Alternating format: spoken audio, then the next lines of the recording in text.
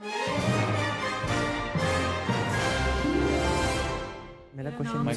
سوال آپ سے یہ پوچھنا چاہتا ہوں. جی آج کا پوچھیں. آپ کے سوالات اور ہمارے جوابات بہت سارے سوالات کا تعلق موجودہ حالات سے ہے, یعنی 24 گھنٹے کے اندر جو حالات بنے ہیں ان سے ہے. تو ایک فریش ایپیسوڈ جو ہے ہم آپ کے سامنے رکھ رہے ہیں, تو پوچھیں. Sir, a big fan of your journalism. I just wanted to ask, what is the future of electronic media of Pakistan? ہو سکتا ہے کہ اس سوال کا جواب دینا آپ کے مستقبل کے جو مفادات ہیں کہیں پر اس سے ٹکراؤ رکھتا ہو, لیکن یہ بتائیے کہ ہمارے میڈیا پر موجودہ بحران کیوں ہے, یہ کب تک رہے گا؟ جو میس کام کے اسٹوڈنٹس ہیں جو یونیورسٹی سے ڈگری کروا رہی ہیں, کیا ان کو یہ روک نہیں دینا چاہیے موجودہ حالات کو دیکھتے ہوئے؟ لوک بالکل اس کا جواب دیں گے. کیوں جواب نہیں دیں گے؟ آپ نے کون سا میرے سے ایسا سوال پوچھ لیا ہے جو میرے شعبے سے تعلق رکھتا بھی ہے, پھر بھی میں جواب نہ اس کا دے سکوں, کم از کم اٹیمپٹ نہ کر سکوں. جواب اس کا بڑا سمپل ہے کہ واقعتاً 3-4 قسم کے گھمبیر مسائل ہیں. تو ذرا عمومی مسائل کا میں تذکرہ کر لوں. ایک تو جو میڈیا کی اسٹرینتھ ہے اور اس کی جو گروتھ ہے وہ کو ریلیٹ کرتی ہے آپ کی اسکیل آف اکانومی اور اکنامک گروتھ کے ساتھ. جب اکانومی کنٹریکٹ کر رہی ہو, جب لوگوں کی جابز جا رہی ہوں, جب ایڈورٹیزمنٹ کا ریونیو کم آ رہا ہو, تو میڈیا جو ٹریڈیشنلی ریلائی کرتا ہے ایڈورٹیزمنٹس کے اوپر اپنے آپ کو سسٹین کرنے کے لیے, وہ اس کے لیے مشکل ہوتی ہے. وہ اس کو بھی بندے نکالنے ہوتے ہیں. بہت ساری جگہوں کے اوپر اس کو بہانہ بنا کر بھی بندے نکالے گئے, کیونکہ میرا نہیں خیال کہ جو پروفٹ کے اندر ڈکلائن ہے ان کا وہ جسٹیفائی کرتا ہے اتنا لارج نمبر کو لے آف کرنا. لیکن ایک عمومی میں آپ کو صورتحال بتا رہا ہوں. جب آٹو موبائل سیکٹر جو ہے اس کی ریڑھ لگی ہوئی ہو, جب سیمنٹ کی فیکٹریاں بند ہو رہی ہوں, جب امپورٹس نہ بڑھ رہی ہوں, جب ان پٹ کاسٹ اوپر جا رہی ہوں, تو یہ اٹس ڈیفیکلٹ. سو جن ممالک کے اندر میڈیا نے تھرائیو کیا, آپ انڈیا کو دیکھ لیں, آپ ٹرکی کو دیکھ لیں, آپ چائنا کو دیکھ لیں, آپ دیکھ لیں قطر کو دیکھ لیں, آپ یو اے ای کو دیکھ لیں. جن ممالک کے میڈیا کا فٹ پرنٹ آپ کو بڑا نظر آتا ہے, ان کا اسکیل آف اکانومی بھی آپ کو بڑا نظر آتا ہے. ٹرکی کا میڈیا آپ کو نظر نہیں آتا تھا جب تک ٹرکی نے اکنامیکلی اپنا فٹ پرنٹ نہیں انلارج کیا. چائنا کا میڈیا آپ کو نظر نہیں آتا تھا جب تک چائنا نے اپنا فٹ پرنٹ انلارج نہیں کیا. تو اکانومی کے ساتھ اس کا براہ راست تعلق ہے. دوسری بات یہ ہے کہ پاکستان کی میڈیا کا ایک اسٹرکچرل پرابلم ہے, اور وہ ہے اونر ڈریون. جب سے اونرز نے میڈیا کو بطور انسٹرومنٹ استعمال کیا اپنے بزنس انٹرسٹ کو سیکیور کرنے کے لیے, تب سے جو انڈسٹری ہے اس کا بیڑا غرق نکل گیا. تیسرا بیڑا غرق کیا ہے ان گھس بیٹھیوں نے, جن کو مالکان نے الاؤ کیا اور میڈیا آرگنائزیشنز نے ان کو آنے دیا, جس نے میڈیا کی کریڈیبلٹی کی ایسی کی تیسی کر کے رکھ دیا ہے. سب لوگ سسپیشن سے دیکھتے ہیں صحافیوں کو کہ جناب آپ کا بھی پیچھے کو ڈانڈے لگے ہوئے ہوں گے یہ 12, 14, 18, 20, 24 لوگوں کی وجہ سے. اب کیا کرنا چاہیے؟ دیکھیں اسکل سیٹ ہے اور اکانومی گلوبلائز ہو رہی ہے, اور صرف ٹی وی کے اوپر آنا ہی تو میڈیا نہیں ہے. اس کے اندر بے شمار ایسے شعبے ہیں جس میں آپ جا سکتے ہیں.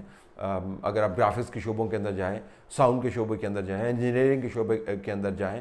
اب انفرٹینمنٹ کا بہت بڑا کمپوننٹ ہے, کیمرہ ورک اس کے اندر موجود ہے, لائٹنگ اس کے اندر موجود ہے. سوشل میڈیا بہت بڑا سکوپ آپ کو آفر کرتا ہے. تو میں بالکل نہیں کہوں گا کہ میس کام کے جو بچیاں جو پڑھ رہے ہیں وہ اپنا کام چھوڑ دیں. یہ ایک بہت ہی اچھا پروفیشن ہے اگر آپ اس کو اچھے طریقے سے کریں گے. یہ سوچ سمجھ پر مبنی ہے, یہ آئیڈیاز پر مبنی ہے, معلومات پر مبنی ہے, یہ لوگوں کی فلاح پر مبنی ہے, اور یہ طاقت کے سامنے کھڑے ہو کے بات کرنے پر مبنی ہے. اگر آپ یہ کام کرنا چاہتے ہیں تو بالکل ٹکے رہیں. وقتی طور پر حالات خراب ہیں, لیکن وہ ہمیشہ ایسے حالات نہیں رہیں گے. طلعت صاحب, میرا سوال آپ سے یہ ہے کہ یہ جو 27 اکتوبر مولانا فضل الرحمان نے جو ہے تاریخ دے دی ہے کہ وہ اسلام آباد میں دھرنا دیں گے, اور پھر وہ مقصد ان کا یہ ہے کہ حکومت جو ہے وہ اس کو جانا ہوگا, تو سوال یہ ہے کہ تمام پولیٹیکل پارٹیز جو اپوزیشن میں ہیں انہوں نے کوئی الیکٹورل ریفارمز تو کی نہیں ہیں, اور اگر یہ سارے اپنے مقصد میں کوئی کامیاب ہو بھی جاتے ہیں تو اس کے نتیجے میں گورنمنٹ بنے گی کیسے؟ اور اگر الیکشنز ہوں گے تو وہی قوتیں جو پہلے الیکشنز کو جو ہے ہائی جیک کرتی رہی ہیں وداؤٹ الیکٹورل ریفارمز, یہ ملک کے اندر دوبارہ اسی قسم کا ایک اور تماشے والی حکومت بنے گی, اور اس کا فائدہ کیا ہوگا؟ یہ ہمارے لیڈرز, پولیٹیکل لیڈرز کی ویژن جو ہے یہ اتنی لمیٹڈ کیوں ہے, اور یہ ان ساری چیزوں کو کیوں نہیں سوچتے ہیں؟ اس کے بارے میں آپ کی کیا رائے ہے؟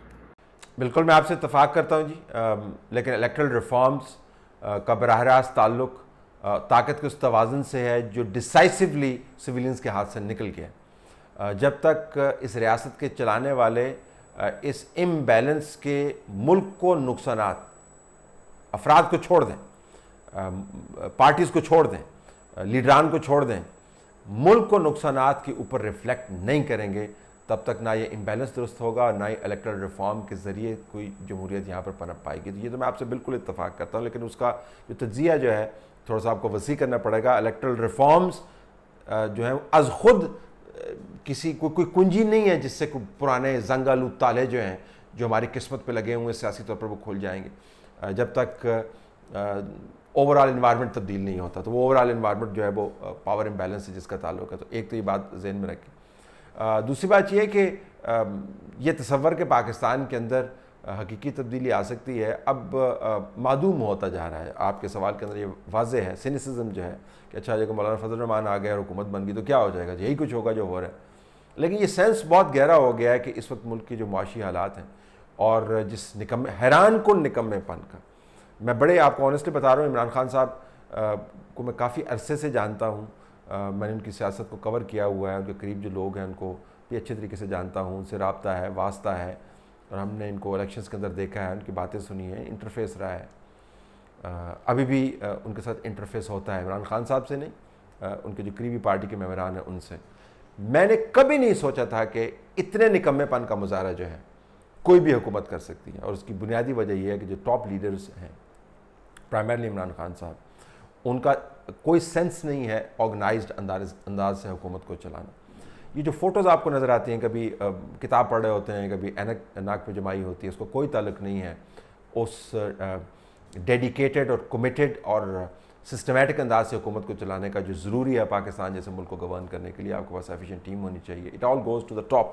جو رسپانسبلٹی ہے وہ ٹرکل ڈاؤن نہیں کرتی ہے, رسپانسبلٹی ہے ٹرکل اپ کرتی ہے. اگر ملک کے اندر فیلیئرس کی داستانیں ہر طرف بکھری ہوئی ہیں تو وہ نیچے والوں کا کام نہیں ہے, وہ اوپر والوں کا کام. تو یہ بڑا گہرا تصور ہو رہا ہے کہ جو تھوڑا بہت ملک صحیح طریقے سے چل سکتا ہے وہ بھی نہیں چل پا رہا اس نظام کی موجودگی میں, اور یہ جسٹیفیکیشن جو ہے مولانا فضل الرحمان بنا رہے ہیں. لیکن اوورال میں آپ سے اتفاق کرتا ہوں کہ جب تک بنیادی مسائل کے اوپر ایک نیشنل کنسنسس ڈیولپ نہیں ہوا کہ اس پاکستان کو آپ نے ٹھوڈے مارتے رہنا, فٹ بال ہی آپ نے بنائی رکھنا, جب آپ کو جس کا دل جاتا ہے تجربہ کرنے لگ جاتا ہے. نہ کسی کی اردو ٹھیک ہوتی ہے, نہ کسی کی انگریزی ٹھیک ہوتی ہے, لیکن وہ آپ کو لیکچر اتنے بڑے بڑے دیتے ہیں, بتانے کی کوشش کرتے ہیں کہ کچھ سب چیزوں کو پتہ ہے, ہم نے یہ بھی ٹھیک کر دی, ہم نے یہ بھی ٹھیک کر دی. تو جب تک یہ فنڈامنٹل ایشوز جو ہیں یہ ٹھیک نہیں ہوتے, فنڈامنٹل کنسنسس ڈیولپ نہیں ہوتا کہ ملک کو چلانا کیا ہے, جب چلانے کے نظام پر کنسنسس نہیں ہے تو جو حکومتیں بنیں گی وہ ویسے ہی ہوں گی, مارجنلی امپروومنٹ ہوگی, اور مارجنل امپروومنٹ ہوگی, مارجنل آپ کو تبدیلی نظر آئے گی, بڑے پیمانے پر تبدیلی نظر نہیں آئے گی. لیکن اس وقت خیال یہ گہرا ہے کہ جو تھوڑا بہت پاکستان چل سکتا ہے اس نے وہ بھی چلنا بند کر دیا. صحافیوں کی زبان بندی کرنے کے لیے حکومتیں طرح طرح کے ہتھ کنڈے استعمال کرتی ہیں. ابھی ریسنٹلی ابصار عالم صاحب جو کہ پیمرا کے چیئرمین تھے, تو as a student of journalism میں نے ان کے بارے میں کافی سن رکھا ہے, میری ان سے ایک دو دفعہ ملاقات بھی ہوئی ہے.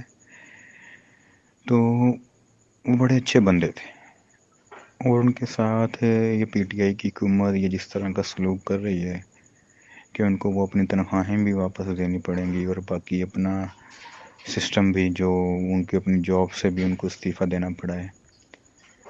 تو کیا اس طرح کرنے سے ملک کے حالات ٹھیک ہو جائیں گے کہ سب اچھا دکھاؤ اور حکومت مخالف لوگوں کی زبان بندی کی جائے, اور حکومت کے حق میں جو بول رہے ہیں وہ جو مرضی بولی جائیں؟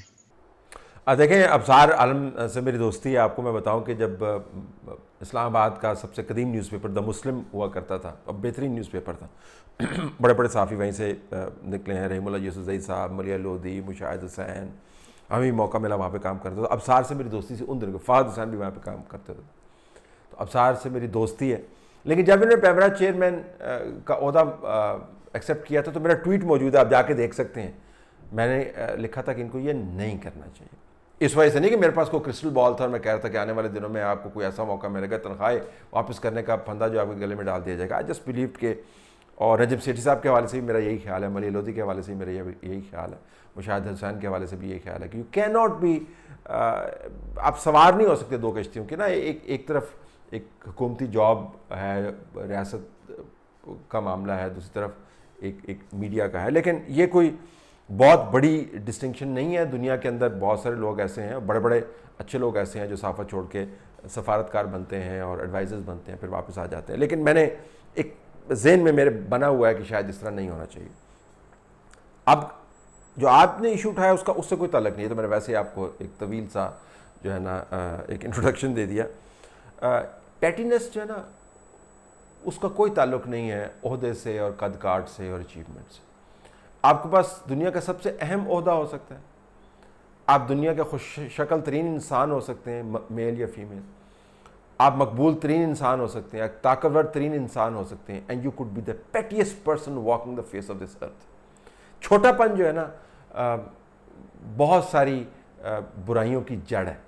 یہ جو آپ باتیں کر رہے ہیں, جب ریاستیں اور حکومتیں, ان کے سربراہان اس لیول کے اوپر جا کر لوگوں کے ساتھ آپریٹ کرنے لگے, تو آپ کو یہ سمجھ جانا چاہیے کہ بہت بڑے بڑے عہدوں پر, بہت بڑے بڑے قد کاٹ کے ساتھ, بہت بڑے بڑے جسوں کے ساتھ, بہت بڑے بڑے ناموں کے ساتھ بہت چھوٹے چھوٹے لوگ آپریٹ کر رہے ہیں. واقعتاً کیا یہی مسئلہ رہ گیا پاکستان کے اندر؟ تو obviously ایک پولیٹیکل پرسیکیوشن ہے جس کو بنیاد بنا کے making a herbal example out of individuals. اگر آپ کر لیں گے جس سے کیا ہو جائے گا؟ چلو وہ تنخواہ واپس کر دے گا تو کیا ہو جائے گا؟ آپ کتنی آپ کی ایگو سیٹسفائی ہو جائے گی؟ عطا اللہ قاسم صاحب سے آپ تنخواہ واپس لے لیں گے یا لینے کی کوشش کر رہے ہیں تو کیا ہو جائے گا؟ میں یہ نہیں کہہ رہا کہ اگر انہوں نے غلط تنخواہ لی ہے تو ان سے نہیں واپس لینے چاہیے, لیکن جس طریقے سے آپ کر رہے ہیں اور جن وجوہات کی بنیاد پہ کر رہے ہیں اور جس وقت آپ کر رہے ہیں, وہ کافی کلیئر انڈیکیشن ہے کہ آپ کیوں کر رہے ہیں. یہ اصول جو ہے یہ سلیکٹیو اس کی اپلیکیشن ہے, اس کا تعلق جو ہے بنیادی اصول سے نہیں ہے کہ اگر آپ سے غلطی ہے تو آپ کو اس کو خمیازہ بھگتنا چاہیے. تو یہ پیٹینس جو ہے بہت ساری چیزوں کو ڈرائیو کرتی ہے. اور آئی وش کہ یہ لوگ جب آپس میں بیٹھ کے باتیں کرتے ہیں دوسروں کے بارے میں, صحافیوں کے بارے میں, بڑی بڑی محفلوں کے اندر, تو آپ کو نقادوں کے بارے میں, تو آپ ان کی اگر ہم ایگزامپلس کوٹ کرنی شروع کر دیں تو یہ تمام تر اپنے قد کاٹ کے ساتھ بونے نظر آئیں گے آپ کو. تو بونا پن ہے, ایک پیٹینس ہے جس کی وجہ سے ہو رہا ہے. طلب بھائی آپ سے ایک کویشچن کرنا تھا. یہ ہماری عدلیہ جو ہے اتنی ماشاءاللہ آزاد ہے, اتنی آزاد ہے, اتنے اچھے فیصلے اور اتنی جلدی فیصلے کر رہے ہیں کہ مجھے آج ان کے فیصلے کی سمجھ نہیں آئی. یہ قاسم سوری کا فیصلہ جو ہے 52,000 ووٹ جو جعلی نکلے ہیں, الیکشن کمیشن نے نکالے ہیں, لیکن انہوں نے ایک دم اس کو 1 منٹ میں فیصلے کو چینج کر دیا, اس کو بحال کر دیا. یہ کیا, اس کا کیا منطق ہے ان میں؟ جی ظاہر ہے جج صاحبان نے اپنا وزڈم استعمال کر کے ان کو یہ ریلیف دی ہے, اور اگر کوئی اگریڈ پارٹی ہے وہ ریلیف یہ حاصل کرتی ہے تو اس میں کوئی حرج نہیں ہے, اور پہلا کیس ایسا نہیں ہوگا. لیکن جو آپ کے سوال کے اندر شبہات چھپے ہوئے ہیں ان کو بنیاد بنا کر جو منصفین ہیں ان کو سنجیدگی سے اپنے موجودہ اور ماضی کے کاموں کے اوپر ریفلیکٹ کرنا چاہیے. یہ خدشات پبلک لیول پر بھی ہیں, یہ خدشات پروفیشنل لیول پر بھی ہیں, یہ خدشات جو ہیں بینچ کے اندر جو لوگ موجود ہیں ان کے پاس بھی ہیں, اور اس کا اظہار قاضی فائز عیسیٰ کے جو متعدد ڈاکومنٹس ہیں ان کی طرف سے آئے ہیں اس کے اندر اس کا اظہار ہوا ہے. جسٹس صدیقی کے بیانات کے اندر اور ان کی پٹیشنز کے اندر اس کا اظہار ہوا ہے. تو ایک جو شبہات بین سطور جو آپ نے جن کا اظہار کیا ہے, they are very serious concern.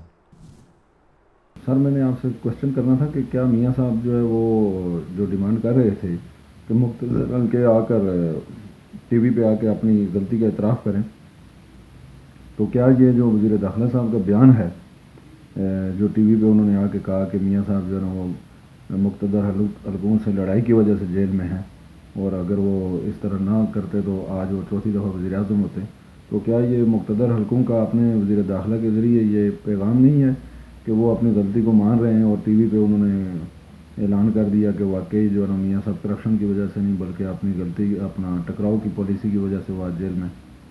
سر اس پہ ذرا روشنی ڈالیے گا. جی میں نے اس کا جواب دیا ہے پچھلے ایک پوچھیں کے اندر, لیکن سوال چونکہ یہ بار بار آ رہے ہیں تو ہمیں انکلوڈ کرنا پڑا ہے. صرف یہ کہ جو آپ نے تشریح کی ہے اس کے اندر وزن کافی ہے, اور چونکہ بیان جس طرح میں نے پہلے کہا ایک سوال کے جواب میں اس کو واپس نہیں لیا گیا, تو وہ مستند بیان ہے جو ابھی تک موجود ہے آن دا ریکارڈ. تو اس کا نتیجہ تو بہت حد تک وہی نکلتا ہے جو آپ نے نکالا.